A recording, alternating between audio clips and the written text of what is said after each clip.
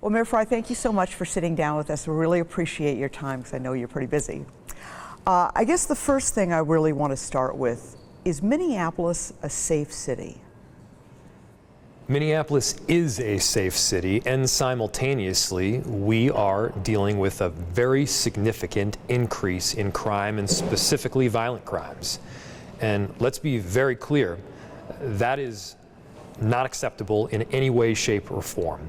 We cannot compromise on people's ability to feel safe in their communities, feel safe when they're heading to work, and feel safe when they're sending their kid out to jump on a trampoline or walk on the sidewalk. That is unacceptable. And while you're seeing this increase and uptick in crime nationwide, nobody cares. Nobody cares that you're seeing it throughout the nation. We're seeing it here. And but right now, people don't feel safe. I've talked to more people, mostly women, who won't get gas in Minneapolis anymore. I know somebody who lives in North Minneapolis that just moved his bedroom to the basement because of the gunshots that go on. What do you say to people like that? Well, these are the real stories that people are dealing with every single day. And it is not acceptable. And so rather than just hear rhetoric from me, what they want is both a clear plan of action and a way towards full safety in our city. And so we've outlined several principles that we need to be targeting. The first is integrating the approach to public safety, bringing all of these different assets under one roof. The second is getting more community-oriented officers. Right now, we have fewer officers than just about any city in the entire country on a per capita basis, and it doesn't work. You need to be able to conduct investigations. You need to be able to have a 911 response. You need to be able to have a unique skill set of that officer attached to the unique circumstances that we have on the ground. We need safety beyond policing, and we need true reform. But that all takes time. I think people are saying the crisis is now. They need help right now. I looked at the flow chart of the new powers that you have, and it looks like you're far more in control than you were of before. Yeah. So there's several pieces that we've already rolled out and that need to be bolstered even further. Yes, we have the 5 new recruiting classes that should and hopefully will be coming on next year, but people can't wait that long. So additionally, we have a more mutual aid support from other jurisdictions in the form of both investigations and officers. We additionally have support from entities like the FBI and the ATF to be able to track down the perpetrators of some of these violent crimes and make sure that they are in fact held accountable. We've also spent ARP dollars. That's assistance from our federal government to get things like technology and cameras and to get support where we need it most on some of these hot spots that have been subjected to the most violent crime. Well, yeah, and I pulled this shot spotter map from Minneapolis the past week, shots fired. I mean, the concentration in North Minneapolis, I know you've seen this, and also in South Minneapolis, it's horrifying. It is. And to put a finer point on it, we are seeing around 90% of the gun violence focused on around 5 neighborhoods in our whole city. That's 90% focused on a very small number of people and neighborhoods. And we need to make sure that we've got a multifaceted public safety system, including police officers, to be able to tackle it in full. Chief Arredondo has said repeatedly that you can't have a one-dimensional police department where you're only responding to 911 calls. You need to be able to conduct investigations. You need to be able to respond to 911 calls. You need a multifaceted department, and right now, this is the truth. That is lacking given the massive attrition that we've seen over the last year and a half. We need a full-on effort to make sure that we bring in more community-oriented officers to the department. No matter how you break it down, that has to be a focus of several. Right. Chief Arredondo, how do you see his future? I guess he's got to be renominated here pretty soon. Well, Chief Arredondo knows that he has my 100% support. I'm proud of the work that we have done over these last several years through some of the most difficult times that our city has ever experienced, both around safety and around the significant reforms that we have, in fact, made to the police department and to policing. Now, that being said, this is Chief Arredondo's choice. He needs to talk with his family. He needs to consult with those that are closest to him. And I don't want to undermine the gravity of this decision for both him personally as well as our entire city, and I don't want to rush him in that decision. Now, that being said, we would like to see and to have a clear decision and direction in the relatively near future here, so we are able to, obviously move forward as a city. But as far as where my support is, it is with Chief Arredondo. Are you waiting on him? Is he kind of thinking it over, or are you uncertain as to whether he's going to continue? Because he obviously is very popular. He's very, I think Chief Arredondo is an incredible community asset. I think he's developed over 30 years of experience, these deep relationships with communities and people throughout our city. He has trust that is indisputed, and I can't tell you how much I appreciate the partnership with them. I used to say that in terms of relationships in my life, it was Chief Arredondo number 1 and Sarah number 2. More recently, Rondo has been relegated to number 3 behind Sarah and our daughter Frida. Now, yeah, he does need to have these discussions, and we will be having a conversation in the very near future here regarding what he's planning. It's January, isn't it? That's correct. Renominate him. Okay. A lot of questions about that. At the same time that all of this is going on, people are getting their property tax notices. And it was blowing up all over social media this morning. People are saying things like, this is crazy. Mine are going up 28.9% Camden area from Anita. A lot of people are wondering if they should be paying a lot more in property taxes with all that's going down in the city. So property taxes, as you know, are linked to valuation, and so I can't comment on each individual valuation. However, we made tough but necessary decisions over these last couple years in the face of a massive economic downturn and an extraordinary city budget crisis to make sure that we weren't putting all of this on the backs of property taxpayers. The levy increase this year is around 5%, which is in the range of what it's been in previous years as well. Now, that 5% impacts different homes differently. There are some areas that will actually see a reduction in property taxes. There are some homes that'll see a reduction in property taxes, whereas others, yes, will see a more significant increase. So much of it depends on whether the valuation of the home itself has gone up or down. That's actually not a decision that we are able to make at the city level. That's the state law. So, okay, that's the answer on that. I do want to ask you about the larger culture in the Minneapolis Police Department. A lot of this is not new, you know that. Some of these discussions have been going on for a long time, especially when you consider the George Floyd situation. I can recall an officer being a civil trial where the penalty was $1 million against the city back in the early 90s. That guy ended up being promoted to being the head of sex crimes unit in the early 2000s. It just seems as if there's not the right accountability within the department. How do you respond to that? Well, what you are talking about right now is the necessity of a culture shift. Culture is about people. It's about personnel. It's getting the right individuals in, it's getting the wrong individuals out. And we have gone about as far as we can go under state law to get and incentivize the right individuals to come in, whether that's having a deep-seated relationship with community or residency in the city, attending church or synagogue, or volunteering at a homeless shelter or a food shelf. Now, the other side of it is getting the wrong people out. That is a critical component of this. Now, we have our part to do with the city in making sure that our processes and systems are in place to expedite terminations and disciplinary actions as much as possible. Now, let me be clear. There are laws at the state level in Minnesota and in the huge chunk of states throughout America that prohibits chiefs and mayors from making a disciplinary or termination decision and having that decision stick. I know the arbitration problem has been a huge problem. It's a huge problem. It continues to be a huge problem, and not enough people are talking about it. Look, I think you should hold mayors and chiefs accountable to shifting the culture of a police department.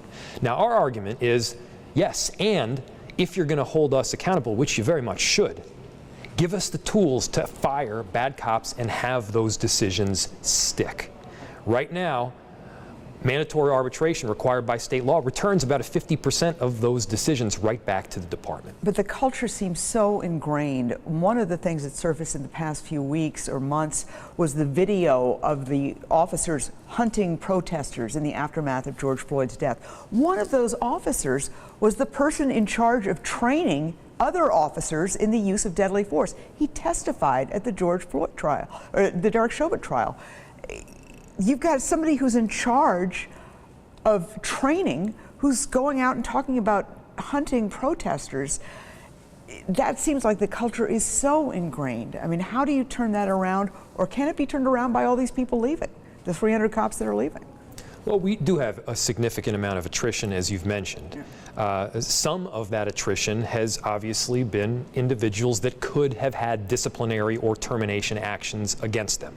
Now, I can't talk about that because of the Data Practices Act. I also can't talk about the disciplinary and termination decisions that are already underway. That's a big thing that also needs to change.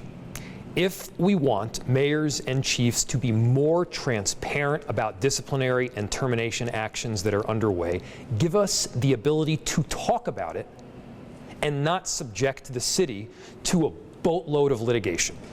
We should be able to talk about it because, by the way, there are disciplinary and termination actions that are underway. We can't talk about them. If we do, it's likely to be overturned. You have a lot more power now because Charter Amendment 1 passed. Does this give you the opportunity or the ability to make some of these changes that we're talking about just in terms of the overall safety of the city, the well-being of the city? Does that give you more of an opportunity to do that and to do it quickly? The opportunity that we have, because the clear executive in the mayor, clear legislative branch in the council amendment passed, is not really one about policy. It is one about clarity of authority and control. Who has authority over what? Previously and presently until December 3rd, our system is very gray. It is disjointed. You have several mayors going all the way back to Hubert Humphrey that have argued that this system makes no sense, that it needs to change, and that to get true accountability and efficiency in government, you need to have clarity in terms of who's in charge. And under our present system, as has been noted, you spend almost as much time arguing over who has the authority as you do the substance of the issue itself. It doesn't make sense. And so with this change, it'll make clear that at an executive level, on a day-to-day basis, just like Mayor Carter in St. Paul, the governor of Minnesota, or the president of the United States has control in an executive capacity, the mayor in Minneapolis would as well. The legislative role still remains with the council, as it should. They should legislate, they should deliberate, they should listen to experts and data, and they should do constituent services. I mean, that is an important job. But what this amendment offers is clarity. I think it was probably the most important thing on the entire ballot this November. And it allows us to move forward with the necessary purpose and intention that we need. And to put a finer point on this is not about me. This is not about the present city council or even the next city council. This is the form of government that we could have for generations. And so this is a generational opportunity right now to set up the best, most clear, most efficient government for the residents of our city and for our children going forward. I cannot overstate the importance of these next few months in making those decisions. Does it allow you, though, more power to move around resources? Let's talk about the carjacking problem. That seems like a relatively new phenomenon in terms of the scope of it. 500 carjackings so far this year. Do you have resources where you can, put more, whether it's safety patrols or lighting at different places, or maybe some kind of cameras at gas stations? I mean, can you do something to help with the carjacking situation, which a lot of people seem to think has made life almost out of control here? So question one actually has less to do with that particular topic and more to do with the clarity of structure. However, there is work that is presently underway with respect to some of the carjackings that we're seeing in Minneapolis and we're seeing nationwide. We do have patrols that are focusing on some of the individuals and areas that are seeing some of these carjackings take place. We do have assistance from a number of different mutual aid jurisdictions to make sure that we can have a collaborative and integrated approach there. More work clearly needs to be done. You know, there's no single cause for either the uptick in crime or the carjackings. It's a global pandemic. It's the fact that we've had distance learning and kids have nothing to do. By the way, a lot of the individuals that are doing these carjackings are really young. Yes. And so there isn't one cause and there's no one recipe for fixing all of it. But I think you need to approach it from a multifaceted standpoint. You need to rec and park so kids have things to do. You need to hold perpetrators of these violent crimes accountable so that they know that if there is a serious infraction like that, there will be consequences. You need to make sure that people have the assistance upstream, like housing and the necessary food and care, so they're not going down a wrong path. All of these things are of critical importance, and so you have to look at it in a comprehensive effort. So you have more power now because of this amendment passing. Does that mean you get more credit and blame? Credit, obviously, when things go well, and more blame when things don't go well. Well, you know, as mayor, I've often said that you probably get credit for things you don't deserve and you get blamed for things that you don't deserve. And I don't know that that dynamic is necessarily going to change in full. I guess the upside is that, you know, more often that you get blamed for things that you actually have control over. And that is an important facet here going forward, is, again, you need clarity in terms of accountability, who has control over what. You know, authority is always limited, as it should be. Let me ask you about the information coming out of the city when it comes to this crime wave. It's very difficult for us as news organizations to even get basic information about, there were 20 carjackings last weekend. We called about it, but the city didn't put out a notice saying, hey, there were 20 carjackings. I mean, it seems like the city has undergone a personnel change in terms of getting the word out to news organizations, but also, more importantly, to the public about what kind of crimes are happening. I mean, I think there's been a real falling off there. Is that something that you've had a lot going on that you are aware of? You're talking about the ability to report out, and specifically like the PIO position is what you're mentioning? Yeah, I mean, you know, I talked to our people on our assignment desk. They were calling on Thursday and a Friday back in October 21st, October 22nd. Yeah. Finally, in the evening at 5 o'clock, they announced that a citywide alert because there had been so many carjackings in the past 48 hours. I mean, isn't that information that should have gotten to the public sooner?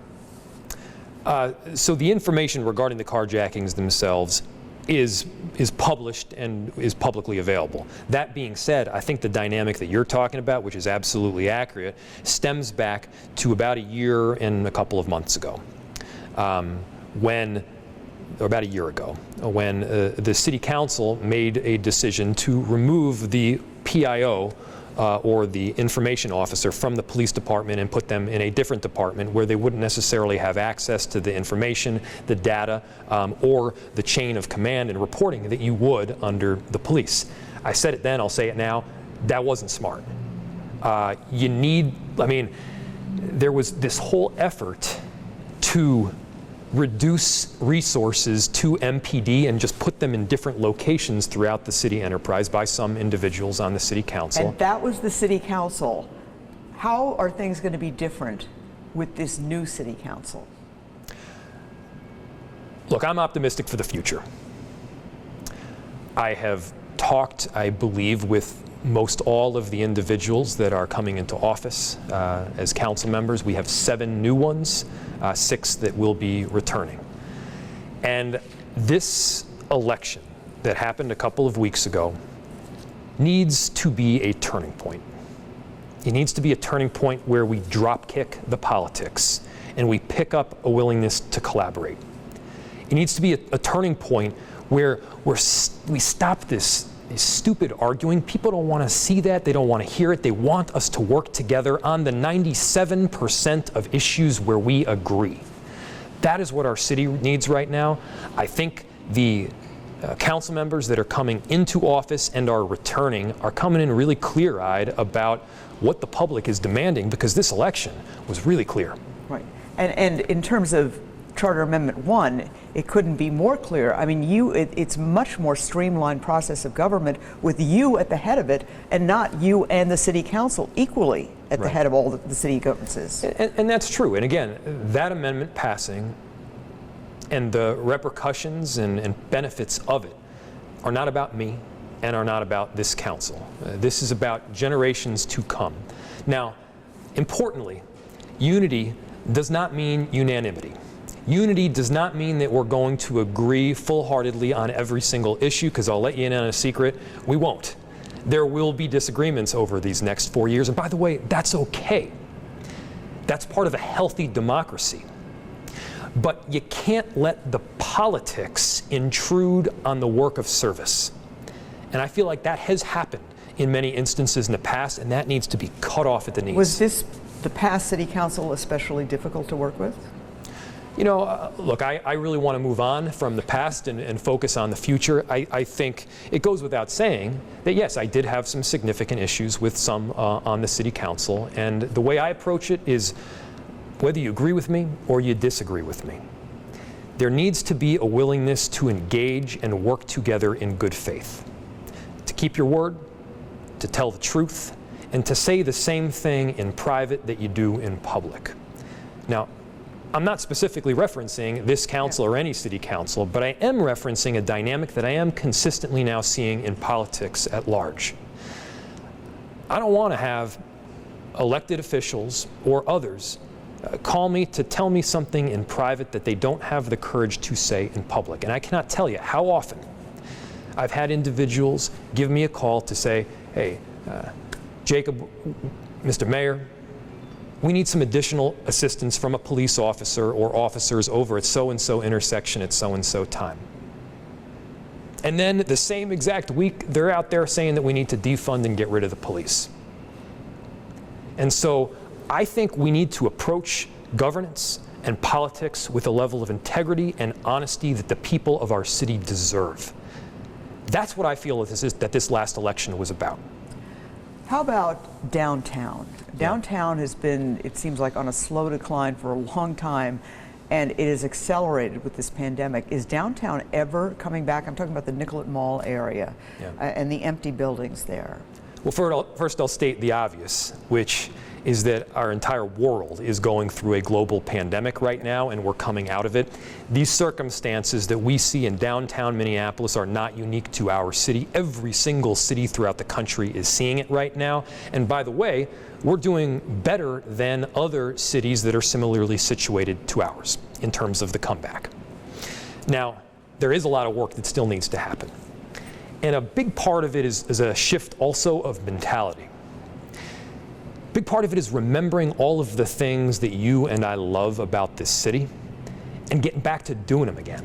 And whether that's the crack of the bat over there at Target Field, or the Nicollet Farmers Market over on Thursday, or some nasty, sweaty, packed bar that you love going to with your friends.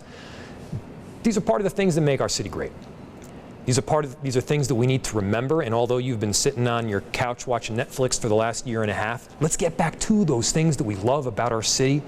And that helps to repopulate downtown. That helps to reinvigorate commercial corridors that have been boarded up at times. So you're saying come back to downtown, but a lot of people are worried about the crime in downtown. So it circles back to public To your point, safety. it's kind of chicken or the egg there. You know, you're not going to have a safe downtown until you have people downtown with eyes on the street, and you won't have people downtown with eyes on the street until they feel safe doing so. So we have to set the necessary foundation for people to feel comfortable and safe, both reality and perception of safety and coming back. How about the area around Lake Street, that great area that had so many mom and pop shops that have not all come back? What more can be done there? I know they've talked about the legislature, they've gone back and forth with various things. I know the city has stepped in, but there's still problems there. Well, East Lake is one of my favorite areas in the city. You know, you walk down East Lake Street, and you've got businesses that are rocking. You've got people that want to experience the multitude of cultures that are there. On a good day in pre-pandemic, you certainly saw, 1,000 different tastes and smells and sounds and people all packed in under the same block, which is great. Now, the pandemic had a massive impact, as well as the unrest following the murder of George Floyd, on that particular corridor. It did. We need to acknowledge it, accept it, and then work together in bringing it back. Now, our city has invested tens of millions of dollars in bringing back areas like East Lake. We've given small and local businesses a break in terms of some of their fees and their permitting costs from March to December of this year, in fact. We are offering assistance for facade grant improvements and the rebuild, which is so absolutely necessary.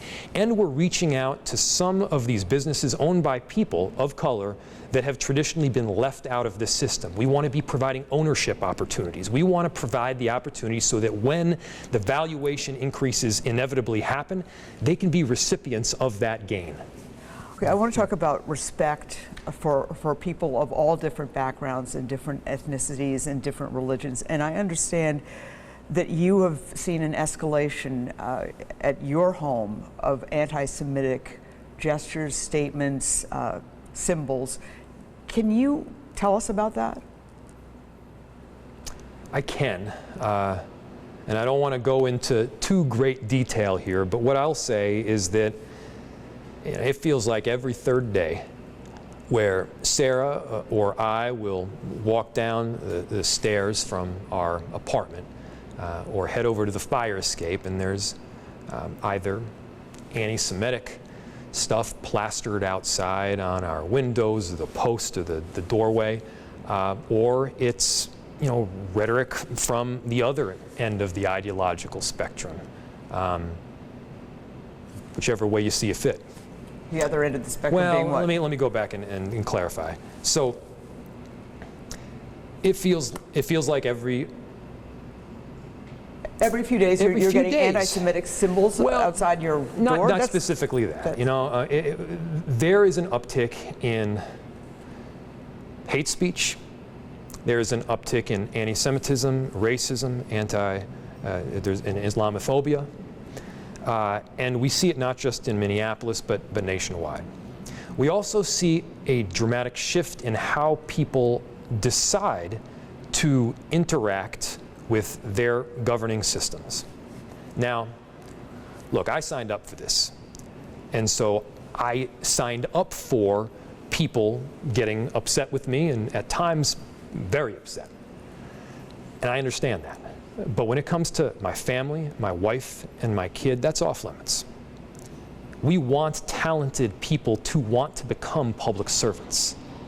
And if they think that they're going to get their windows and doors spray painted with hate speech every third day if they run for office, that deters them from entering this service or profession. We can't have that. By all means, we should have First Amendment expression and freedom of speech. But First Amendment speech stops at the next person's nose. Can we get you a camera for your front door? Yeah, I assume you probably have them. We've got cameras. We've got all that. And I mean, when people start either plastering constantly on the windows or posting anti-Semitic stuff outside, or just general death threats, which we get every other day, that's what starts getting concerning. Does that discourage you, or make you scared? I mean, you've got a lovely family. I mean, it would worry a lot of people. I think a lot of people would be disturbed to hear this. I, like every father, worry about my family every single day. And at the same time, they have backbones of steel.